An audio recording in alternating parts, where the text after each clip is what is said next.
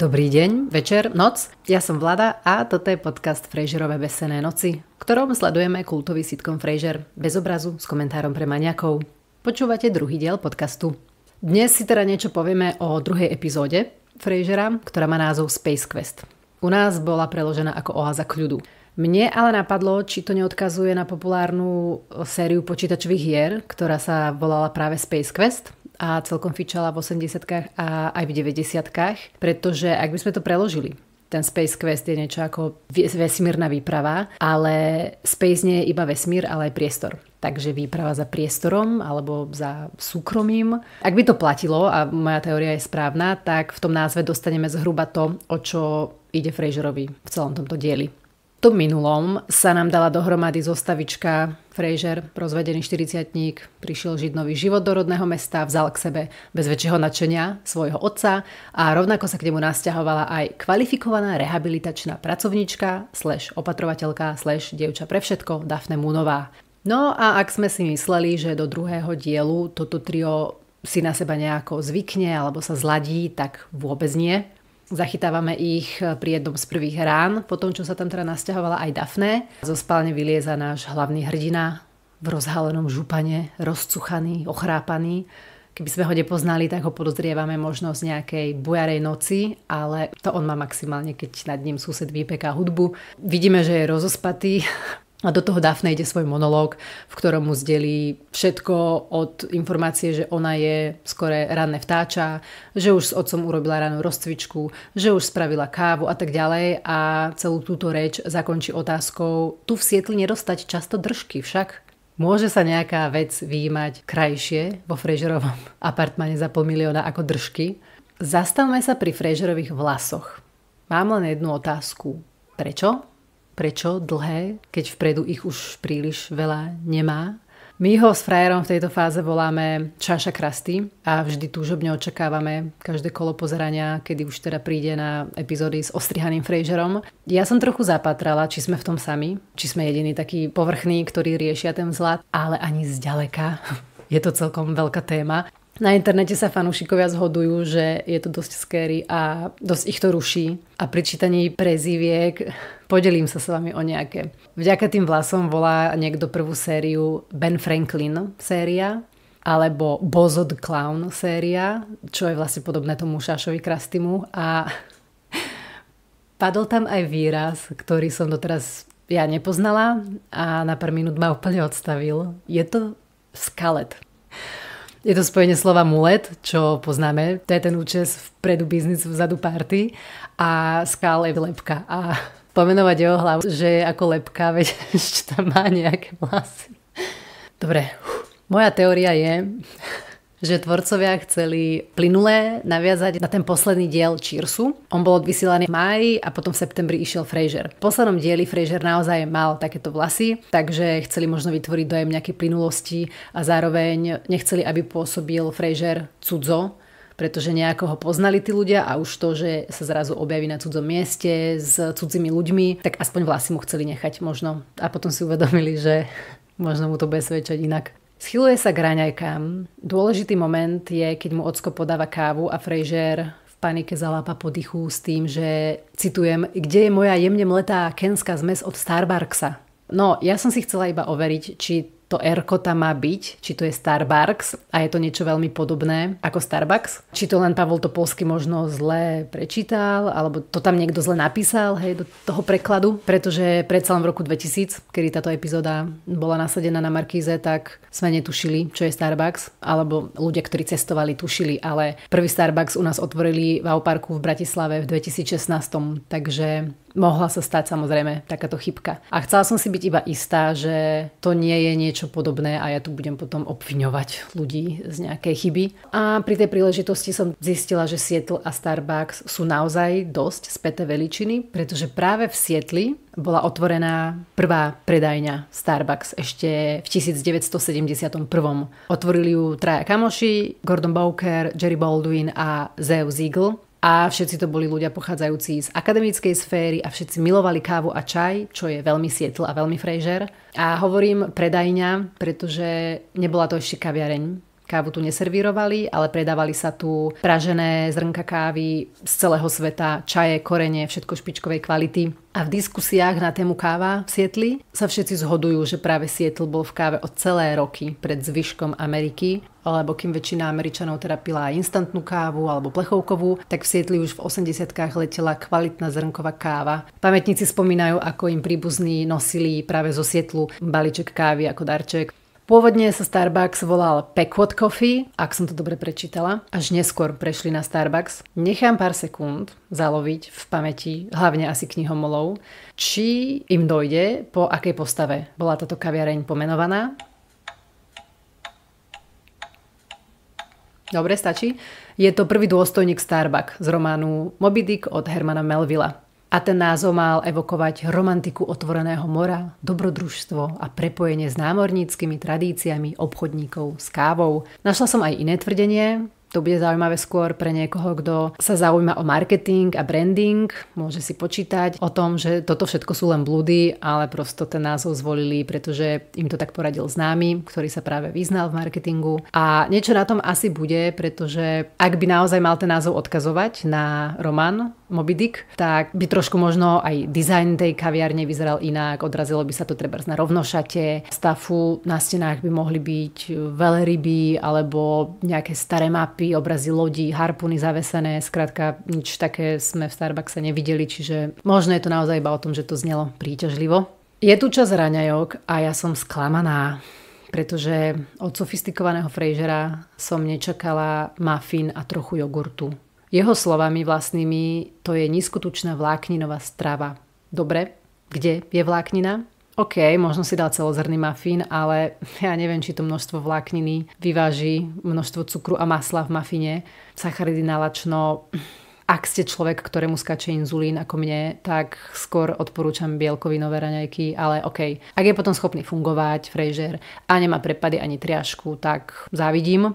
Ale celkom pekne vidno na tom, čomu v 90-kách ľudia verili. Všade sa riešila vtedy iba nízkotučná strava. Olej, masla, tuky bol najväčší nepriateľ a v supermarketoch sa ťahali kilometre a kilometre políc a regálov s cereáliami, s chrumkami, s kukuričnými lupienkami do mlieka. Všetko bolo sacharidové, pretože je to netučné. No a potom prišli soudruzi na to, že je to celé zlé. Teraz zase všade figuruje proteín a low carb a tak ďalej. Je to zaujímavé prosto sledovať, ako sa tie trendy vyvíjajú a menia. Už aj pri takejto mini témičke, akou sú raňajky, sa Fraser dokáže s ockom pochytiť, lebo samozrejme, ocko si neodpustí poznámku, že to sú dievčenské raňajky a má si dať radšej nejaké vajce a slaninu. V tomto momente to začína vrieť, vidíme. Čo spraví Fraser? Nie. Nepoďakuje sa za návrh alebo za radu. Nepoďakuje za to, že ocko vlastne spravil jedny raňajky navyše aj pre neho. Miesto toho má sarkastický výlev. Nie, ďakujem, už cítim, ako mi upcháva ľavú komoru a dám si aj sír, aby sa mi zrazenina dostala do mozgu skôr. Nasleduje hneď na to ďalší cholerický výpad na neznámeho páchateľa, ktorý mu spred dverí odcudzil noviny, aby sa následne teda dozvedel, že mu ich len Daphne vzala dnu spred dverí. Ale tým už sa rozsypáva jeho svet, na ktorý je zvyknutý. Na to konto má reč, kde obom Daphne aj ockovi vysvetľuje, že má svoje ranné rituály. To znamená, dá si kávu, jeho Starbucks kávu, potom si dá svoju nízkotučnú vlákninovú raňajku a nakoniec noviny. A ak toto mu niekto naruší, tak sa to odrazí na jeho duševnej pohode a následne na jeho práci a tým môžu utrpieť milióny ľudí a tak ďalej. Nechajú ho samého teda. A čo spraví Fraser? No nájde si zase niečo, na čo sa môže sťažovať. Tentokrát je to pes, pretože zíza. A on si nemôže predsa v kľude čítať noviny, keď na neho pes zíza. Takže v úvode tu máme načkrtnutú tému tohto dielu. Veľmi logicky a zo života. Musí sa nejako zmieriť s novými spoločníkmi, ktorých nevykrývam, ale hlavne s tým, že s tými novými spoločníkmi sa ten jeho život mení. Ja tomu rozumiem. Fraser je vysoko organizovaný človek, má svoje návyky a každé jemné vychýlenie mu spôsobuje neurózy. Toto sme riešili všetci, ktorí sme bývali na intráku, neskôr v spolubývaní, alebo sme mali to šťastie na otvorené kancelárie, alebo máme otcov, ktorí radi vyvárajú a matky, ktoré prerobia byt tak, že nikde nie sú dvere.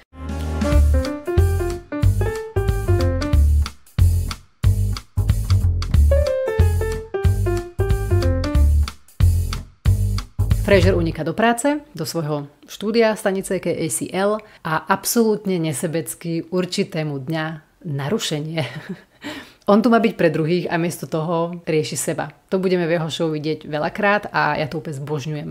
Volá týpek agorafób, ktorý už 8 mesiacov nevyšiel z bytu a je odrezaný od ľudí. A Frasier sa ho spýta, kde je jeho koment k narušeniu. Pritom Frasier nikdy nemal tematizované vysielanie. Pamätáme si, ako sa kvôli tomu hádal a bojoval v 3. sérii s manažérkou rádia Kate Kostasovou, aká skazené dievča. Ale budiš. Nakoniec dá agorafóbovi stručnú radu, oznámi mu teda čím trpí a odkáže ho na odbornú pomoc. Je zaujímavé sledovať tento seriál dnes, kedy máme všetko zdiagnostikované behom 3 sekúnd, svojpomocne, vďaka internetu, ale v tom čase, keď bol človek bez internetu, navyše mohol byť, dajme tomu, trošku uzavretý a obával sa, čo by ostatní a boli by reči a tak ďalej, tak on fakt roky nemusel vedieť, čo sa s ním deje a bol v tom sám. A to je niekedy ešte horšie, lebo pribúdajú obavy a ďalšie obavy z obáv a človek sa v tom cyklí a žiť v tom 8 mesiacov, to je fakt kruté. Ale inak, neviem, či ste si všimli, 8 mesiacov. V predchádzajúcom dieli Claire smutila po rozchode tiež 8 mesiacov. Tak mi napadlo, či to nevolal jej priateľ, ktorý ľutuje vlastne rozchod, len mu to ešte nepreliezlo z podvedomia do vedomia. Potom mi vlastne došlo, že tam padla aj informácia, že to už zažíva roky. Že už pred pár rokmi sa v obchodiaku orosil a už vtedy to začalo nejak nabiehať. Ale zase stále môžeme veriť tomu, že mal na to nábeh a ten rozchod mu to odpalil naplno. Dobre, no tak možno nie, ale bolo by husté, keby sme zistili, že jednotlivé tie postavy, ktoré sem tam Frasierovi volajú, môžu byť prepojené tiež na takéto inej úrovni. To už by bolo aké meta. Po tejto trochu odflaknutej rade mi napadlo, či by takáto show mala naozaj šancu zažívať taký ohromný úspech. Tak som pogooglila a áno, skutočne takéto showky existovali. Call-in psychiatry shows boli v 80-kách a 90-kách v americkom rádiu veľmi obľúbené, pretože pred internetom predstavovali priestor, kde si ľudia mohli zavolať a verejne sa spýtať nejaké intimné otázky. To publikum tvorili prevažne dospeláci, ktorí hľadali nejaký hlas autority, nejakého psychológa alebo poradcu. A takými boli napríklad doktor David Viscott, čo bol psychiatr a psychoterapeut a priekopník práve v oblasti psychologického poradenstva v médiách. A je potvrdené, že tento David Viscott bol hlavný predobraz Frasierov. Tento David Viscott bol veľmi obľúbený práve vďaka tomu, že hovoril veľmi tak priamo, otvorene a dokázal rýchlo zdiagnostikovať, o čo ide, čo bolo v kontraste samozrejme k tej predstave, že terapia trvá mesiace alebo roky. Bola tu aj kritika, jasné, kolegovia psychiatri mu vyčítali práve tú prílišnú povrchnosť, že dáva veľmi rýchle rady na komplikované problémy. Ale mne sa páči jeho citát, je v češtine, nechcel som ho prekladať. A znie, individuální práva každého člověka v jakémkoliv vztahu jsou tatáž, jaká požíval ještě, než poznal svého partnera. Práva se nedají usmlouvat, prostě existují. Úkolem svazku je uznat a chránit práva obou zúčastnených. Pekné. Ďalšia osobnosť, obľúbená, známa v tejto sfére, bola doktorka Ruth Westheimerová, sexuologička, ktorá mala šovku, kde odpovedala na otázky ohľadom sexu a vzťahov. A v neposlednom rade doktorka Laura Schlesinger, ktorej show s názvom Doktorka Laura vám možno niečo pripomína. Komu blísla hlavou spomienka na doktorku Noru, tak správne, pretože v 6. sérii Frasiera je epizóda s názvom Doktorka Nora. Táto postava, Nory Fairchildovej, je priamou satírou na doktorku Lauru Schlesinger. Tá predstavovala v 90-kách v Amerike obrovský fenomén. Nebola psychiatrička ani psychologička, ale rodinná poradkyňa a vykazovala extrémne konzervatívne názory, často moralizovala, bola veľmi taká tvrdá, neempatická. Skrátka, ako ste si ustlali posteľ, tak si do nej láhnite a nazdar. Napriek tomu ju milióny v Amerike milovali, sledovali. Ja som si s ňou len tak pre zaujímavosť pár nahrávok vypočula a celkom si viem predstaviť, že si ľudí dokázala získať. Ona znela tak veľmi rozhodne, to niektorým ľuďom môže chýbať v živote, ale pritom charizmaticky. Takže vlastne môžete mať pocit, že vám radí skúsenejšia kamoška alebo možno nejaká učiteľka, ktorej dôverujete. Ale je pravda, že som počula iba také lightovejšie prípady, kde skôr pomohla v mojich ušiach takým pasívne znejúcim ľuďom sa vschopiť a nechať si srať na hlavu. Takže to je asi málo na to, aby som si mohla urobiť nejaký relevantný úsudok. Po skončení vysielania sa Frasier teší, ako si dočíta knihu v tichu svojho štúdia, ale zásah scenáristu je nekompromisný. Prichádza kolega Bob Bulldog Briscoe s tým, že jeho štúdio má technické problémy a teda musí použiť Frasierove. Navyše to nie je obyčajný kolega, je to moderátor športového vysielania a v jeho postave sa kumulujú asi všetky stereotypy športovo založeného muža. Bulldoga hrá americký herec Dan Butler a tá prezývka Bulldog, nenašla som k nej nič konkrétne, pravdepodobne si to vyvodíme zdravým sedliackým rozumom z jeho chovania, čiže šteká na ženy, ktoré sa mu páčia, čo sú asi všetky, a celkovo je taký hlučný a nevychovaný a trochu buran. Frasierovi ešte poskytuje aj nevyžiadanú radu na jeho volajúceho, ktorý teda fantazíruje o zabití svojich rodičov a tá rada znie, aby športoval, aby išiel von a rozbil pár hlav. OK. Mne napadlo pozrieť sa, či naozaj existujú nejaké štúdie, ktoré by jeho slova potvrdzovali. Teda, že športovaním sa dá znížiť u človeka nejaká agresivita. V 90. rokoch Amerika skutočne prežívala vysokú mieru kriminality medzi mladými, takže v tom čase sa začali objavovať rôzne výskumy zamerané na túto tému. Viaceré štúdie ukázali, že áno, decká, ktoré sú zapojené do športových alebo mimoškolských programov, naozaj majú nižšiu pravdepodobnosť, že spáchajú nejaký drobný trestný čin, majú nižšiu pravdepodobnosť, že budú užívať drogy, alkohol. A tie novšie štúdie potvrdzujú v podstate ten istý záver, najmä pokiaľ ide o mladších ľudí pri nekontaktných športoch, ale za predpokladu, že teda sú to dobre štrukturované programy, že sa tam rozvíja sebakontrola, disciplína a dodržiavajú sa kolektívne hodnoty, to znamená nejaké fair play, rešpektovanie súpera alebo aj spoluhráča. A naopak, ak šport funguje iba formálne, nemá dobré vedenie, kašľa sa tam na disciplínu alebo na nejaké hodnoty, môže mať aj opačný efekt. No a pri Bulldogovej rade o rozbijaní hlav si myslím, že ten šport by bol vedený podobne, takže nie, túto radu nebrať. Frasier mu na to sucho odpovie, áno, keby si masový vrah vzal radšej skvošovú raketu. V origináli tam je konkrétny masový vrah, Jeffrey Dahmer, čo bol kanibál a sériový vrah, a rok po tejto epizóde ho ubil kovovou tyčou jeho spoluväzeň Christopher Scarver. Nepodarilo sa mi zistiť, aký mali chlapci postoj k športu. Frasier si ešte pred odchodom zo štúdia nedobrovoľne vypočuje telefonát Ross s matkou, s ktorou spolu preberajú nejaké sexuálne veci, a už tu šípime, že Ross bude veľmi slobodná vo vnímaní svojich erotických potrieb a nebude sa báť ísť si za nimi. Ross ho volá na kávu do nervózy, ale Frasier odmieta. S tým, že on si ide čítať do parku. V Sietli je reálne 200 dní do roka buď škaredo, zaťahnuto, alebo mrholi, alebo rovno leje. Po príchode domov sa mu ale naskytne pohľad na prázdny byt. Ľudia, to si dajte hneď teraz. Frasierov výraz, keď povie Daphne, nič. Ocko, ticho, a potom Ede. Nepovie Edy, ale Ede. To je ústa pootvorené.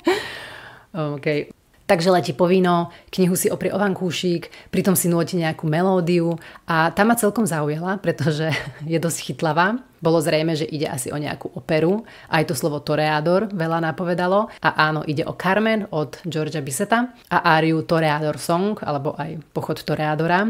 Frasier si ju pretextoval. U nás počúvame teda konkrétne tieto slova. Toreador, nepluj na lavor, vhodný je skôr ako termofor. To je trochu dada, to nemá úplne zmysel, ale v anglickom znení spieva, viete čo, ja vám to zaspievam. Toreador, don't spit on the floor, use the cuspidor, what do you think it's for? Dobre, je to mega chytlavé, nemáte za čo, len na vysvetlenie, ten cuspidor, o ktorom on spieva. Takto, v preklade to znamená toreador, nepluj na zem, použij prosím ťa kaspidor, veď na to je určený. Ten kaspidor je plúvatko. Nádoba na sliny, ktorá slúžila hlavne v 19. storočí pre ľudí, ktorí žuvali tabak, tak aby nepluli po zemi, čo je jedna z najohavnejších vecí na svete. Ja som mala známeho, čo žuval tabak a nosil si všade so sebou plastovú fľašku plnú čiernych slín. To bol humáč. Ale teraz bacha. Prichádza prvý z veľkých šokov, pretože celý tento Frasierov song je narážka na Simpsonovcov. Bart, prosím pekne, Bart Simpson si toto spieval, keď bol s rodinou v opere na Carmen. A Frasier si to o 3 roky neskôr spieva po ňom. Je to z epizódy z roku 1990, ktorá sa volá Bart the Genius. A tá druhá haluška je, že je to takisto druhá epizóda z prvej série. Rovnako ako my si tu rozprávame o druhej epizóde prvej série. Možno si nejak takto posielali scenaristi medzi sebou zašifrované odkazy. Čo my vieme? Je tam teda len jediný mini rozdiel. Bart spieva v poslednej časti, že teda ten kaspidor je That what it's for a Frasier to nahradil slovami What do you think it's for? Tak mi napadlo, že možno kvôli autorským právam, že to nemohol celé okopčiť. Keby si Frasier k tej knižke, ktorú sa tak zúfalo snaží celý diel dočítať, nepotreboval dať aj vínko a nearanžoval si ju toľko tam na vankúšik, tak možno stihne prečítať o slovko 2 viac, ale dvere sa rozletia a späť je Ocko, Daphne, mokrý pes, aj bujarý smiech. A mne zase raz udreli do očí tie ich topánky. Oni dojdú zvonka na Frasierov bledý koberec a ten absolútne neprotestuje, pritom mu vadí akékoľvek smietko. Vadí mu, keď sa pes otrasie od vody, obyčajnej dažďovej vody. Neviem, či sa prezúvajú, či majú nejaké špeciálne rohožky, ktoré dokážu absolútne odsať všetko blato z hrocha, ale toto ma vždy pri amerických seriáloch a filmoch strašne udrie do očí, pretože my tu zvyknutí na to, že sa musíte vyzúvať pred dverami, inak vás vyjedia proste rodičia a tam si korzujú a nemajú ani chodbu. V týchto seriáloch vždycky sa otvoria dvere a ste rovno v obývačke alebo v kuchyni. No, nevadí. Následuje luxusná scéna, kedy sa Frasier snaží aj tak čítať a Ocko si sadne vedľa neho do toho svojho krásneho kresla a začne sa zaujímať o to, čo číta. Potom sa pýta, či je tá kniha dobrá. Frasier celý čas len také úsečné odpovede a nakoniec už to vyzerá, že teda Ocko je ticho, ale tak ako poškuluje stále po ňom. Pozrie na tú knihu a nakoniec zhodnotí. Hrubá. Proste. Ocko by sa nikdy nevypytoval na to, čo niekto číta. Keby videl, že to má nejakú tvrdú väzbu a je minimálna šanca, že sa tam nachádza rubrika o športe alebo o krimi. A hrubá je hláška tohto dielu. Frasier si vyžiada od Ocka ticho, poprosí ho, či by teda ho nemohol nechať tak o samote čítať. OK, vyhovie mu, ale smola je, že už je tak vyprúdený, že nie je šanca, aby to zastavil. To sa už môže iba zhoršovať, to už sa iba rúti do priepasti. A my sme svedkovia. Takže mu vadí aj to, že ten Ocko ho naozaj reálne nechal si čítať. Vyhodí mu na oči, že ho vyrušuje to, ako tam sedí a je ticho. Nasleduje hádka, Frasier si vypočuje, že je precitlivelý ako skleníková kvetinka, otec zase, že furt smrdí doma, na čo Frasier potom odchádza. Trochu sa to podobá na minulý konflikt v minulom dieli, aj s tým odchodom, ale zase v tomto je to pravdivé, celkom autentické, pretože tie obrovské zmeny a rozdiely sa nepreklenú za jedno popoludne.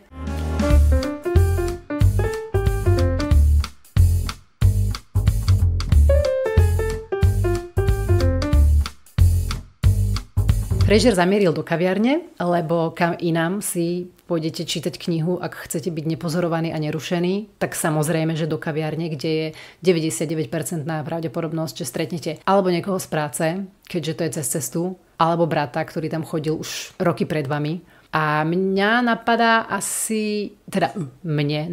ja úplne počujem moju učiteľku slovenčiny, napadnúť ťa môže akurát tak zlodej. Takže mne napadá asi 1 000 000 miest, kde mohol ísť. OK, daždivé počasie nám ten rádius zužuje na indorové lokality, ale kaviareň, hociaká, okrem nervózy. A že ich v tom Sietli je. Ja neviem, napríklad nejaká Starbucks, kde navyše majú politiku, že môžete hodiny sedieť pri jednej káve. Takže sa Frasier nemusí ani bať kalorického nárastu, ani finančného zrujnovania, keďže je tá jeho kniha hrubá. Knižnica, halo, to je Taj Mahal všetkých tichých miest vhodných k rozjímaniu. Pri tých tetách sa nikto neodváži robiť bordel. Alebo letisko, to má príjemný vibe, že máte veľa času a musíte ho nejako zabiť, alebo akékoľvek autobusové nádražie zastrešené. Sklad v KACL. Vieme dobre, že sklad tam je v tom rádiu. A v neposlednom rade sa môže zavrieť do izby, do kúpeľne, zohnať si slúchadlá, ktoré potom neskôr v ďalšej časti kúpia Ockovi, a môže si do nich pustiť trebárs operu. Frasier to teda riskol s nervózou a nevydalo, objavuje sa Niles a my sa vďaka nemu dozvedáme, že tá kniha, ktorú Frasier všade vláči so sebou a snaží sa ju čítať, je Holotropic Mind od Stanislava Grofa z roku 1992, takže to bola pomerne čerstvá vec v tom čase a Frasier je z nej nadšený a keď si všimneme, kde má prst v knihe, tak stále je chudák len plne na začiatku. Povedzme si v skratke, do čoho sa snaží začítať. Stanislav Grof je české meno, je to psychiater pôvodom z Čiech, ale teda dlhú dobu pôsobí v Amerike. Je to jeden zo zakladateľov transpersonálnej psychológie. To je smer, ktorý skúma duchovné a mystické zážitky ako legitímnu súčasť ľudskej psychiky. No a Grof tvrdil, že nejde o halucinácie, ale o právoplatné dimenzie ľudskej psyche. Skúmal, ako by sa tieto zmenené stavy vedomia dali využiť v liečbe pacientov, ktorí trpia depresiou, neurózami, sú závislí od alkoholu, trebárs, majú nejaké traumy. A riešil túto otázku hlavne v súvislosti s LSDčkom. Od 50. rokov sme my v Československu boli lídri v psychedelickej psychiatrii. Tu sa diali tisícky experimentov a práve Grof s kolegami všetko robili legálne. Tie experimenty boli legálne. On potom v 60. rokoch dostal nejaké štipendium do Ameriky, tak sa tam presídlil, riešil si tam svoje projekty, svoje výskumy a potom, keď v 68. nabehli Sovieti, tak sa rozhodol ostať samozrejme na západe. Pokračoval tam ďalej vo výskumoch LSD stavikov a v podstate to zistenie, že u každého vyvolávali nejaké iné stavy, mu vnúklo myšlienku, že LSDčko ich neprodukuje, ale iba vyťahuje z hlbokého podvedomia. A začal LSD a psychedelika vôbec vnímať ako taký mikroskop duše. Lenže potom v 1970 LSDčko oficiálne zakázali, lebo si ho vláda začala spájať s rebelstvom a anarchiou a hrozbou pre tradičné hodnoty. Politici sa báli, že rozkladá autoritu a tak ďalej. Boli samozrejme aj nejaké negatívne tripy. Ja neviem, do akej miery sa to nafúklo, alebo či tie obavy o duševné zdravie boli oprávnené. Skrátka, LSDčko sa zaradilo na zoznam liekov, ktoré nemajú žiadne uznané medicínske využitie, ale vysoký potenciál zneužitia. Takže Grof musel prestať s LSD a hľadal nejakú legálnu alternatívu. No a pri tej príležitosti so svojou ženou vyvinuli metódu holotropného dýchania. Ak ho robíte správne, tak vám má navodiť tie zmenené stavy vedomia rovnaké alebo veľmi podobné práve ako psychedelika. A kniha, ktorú Fraser číta alebo sa snaží čítať, je práve o týchto holotropných stavoch, popisuje konkrétne zážitky ľudí a tak ďalej. Fraser je do nej zažratý a Niles mu a všetkým, ktorí v tom čase tú knihu čítali, zaspojuje v momente myšlienkový výstup toho diela, skrátka, že zmena v spôsobe dýchania spôsobí alternatívne stavy vedomia. Fraser chytí rapel, vykrikne skvelé, už viem, koniec. Ale aký koniec? Veď to nie je detektívka. Navyše toto riešil Grof už v 80-kách. Jasné, možno, že masovo s týmto záverom vyšiel až v tých 90. rokoch, kedy táto kniha vyšla, ale zase Fraser je od fachu, tak mi prípada čudné, že by nepočul o týchto teóriách. Podľa mňa bol taký vyprúdený, že potreboval vyletieť a príležitosť si našiel. Začnú ale riešiť ten problém s ockom, takže Niles vyťahuje z Frasera, o čo ide a pre seba sa snaží utriediť a overiť si, či to pochopil správne, že Fraser sa chce zblížiť s ockom, ale nechce, aby bol ocko pritom. Na čo mu radí, že má tomu dať hlavne čas a s ockom sa porozprávať. A ja nechápem, či to Fraser ako vyhlásený psychiatr z Harvardu, či mu to nedoplo samému, ale dobre, všetci máme slepú škvrnu pri pohľade na vlastný problém. Tu ocitujem jednu z otočiek brilantných, kde sa ukazuje, že Niles je malý hajzlik. Fraser ďakuje za pomoc Nilesovi slovami: ďakujem za rozhovor, si dobrý brat a ozdoba psychiatrickej profesie. A Niles na to: ty si tiež dobrý brat. Doma navrhuje Fraser ockovi rozhovor, predstavuje si, že si povedia niečo o sebe, niečo osobné, čo doteraz netušili a to by ich mohlo trošku tak ako zblížiť a prekonali by tým vzdialenosť, ktorá ich delí. Čo je pre ocka zhmotnenie absolútnej nočnej mori, vyjavovanie pocitov iných ako pocit hladu, radosti z gólu. Tvári sa značne vystrašenie a nechce sa mu do toho, ale dobre, nakoniec súhlasí s tým, že Fraser naťahuje stopky, pretože ocko sa uvolil len na 3 minúty, potom mu ide nejaký program v telke. Tipne si niekto, ako dlho trval prvý pokus? Nikto? 1 sekundu. Prvý pokus sabotoval ocko komentárom, že to je blbosť.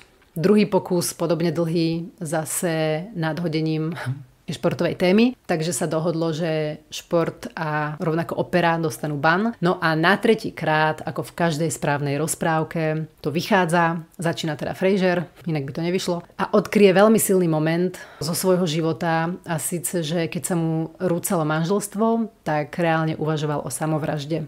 Rýchly pohľad do štatistík: v Amerike v tom roku sa spáchalo 31 102 samovražd. Z toho 25 000 boli muži, takže Fraser by bol jedným z nich. Ocko s vyplaštenými očami sa pýta: takže si neskočil, ho? Rada je na ňom, ale on nie je schopný podeliť sa s ničím bolestivejším, akože nedávno zistil, že si vie pretočiť viečko naopak.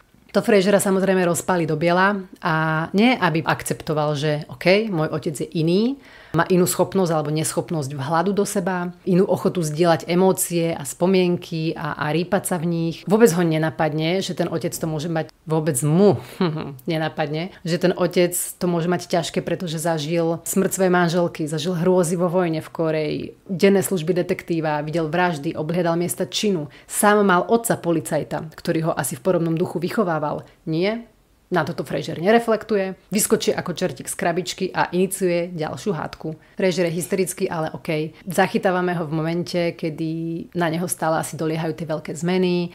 Práve si spomenul na nejaké nepekné chvíle okolo rozvodu. Ocko ho tiež solidne provokuje svojimi rečami. No a celé to končí tak, že Fraser mu naznačí, že asi by bolo lepšie to rozpustiť. Že ocko pôjde bývať s Daphne do iného bytu. A ocko má gule, odmieta, povie mu, že nie, žiadne také. Čo mňa, si pamätám, prekvapilo, keď som to videla teda prvýkrát, pretože ocko je ten typ, ktorý furt frflal, bol mrzutý, bol zvyknutý na svoje veci, má rád staré veci, staré zvyky. Určite to nie je typ človeka, ktorý by ocenil Fraserovú veľkú váňu alebo prestížnu adresu alebo ten geniálny výhľad, ktorý tam je toľko akcentovaný. Na druhej strane má tam obrovskú telku, je tam o neho postarané, všetko mu donesie Daphne pod nos. A potom mi napadlo, že on naozaj asi po tých rokoch zacítil šancu sa zblížiť so svojím synom a to, že ten nemá výdrž a dramatizuje, to si nevšíma a on je v tomto ten silnejší a ten rodič, ktorý povie, budeme sa zbližovať a čau.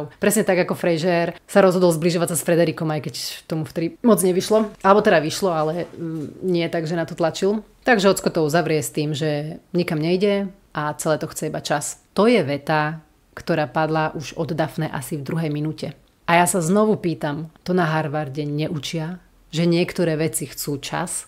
Takže happy end ako sa patrí, problém s knižkou takisto vyriešený, k spokojnosti. Fraser si číta nakoniec v pivnici ich mrakodrapu, kde sa našťastie nachádza pohodlné kreslo, stolík na pohárik s alkoholom aj svetlo. Tie veci v ten deň zniesli z Daphninej novej izby, pretože sa tam nezmestili, ako dobre. Dokonca má aj podložku pod nohy, čo v našich očiach je podložka pod nohy ku kreslu status úspešného štýlového človeka a frajer hovorí, že jedného dňa aj on si zadováži kreslo s podložkou pod nohy. Uvidíme. To je z 2. epizódy všetko.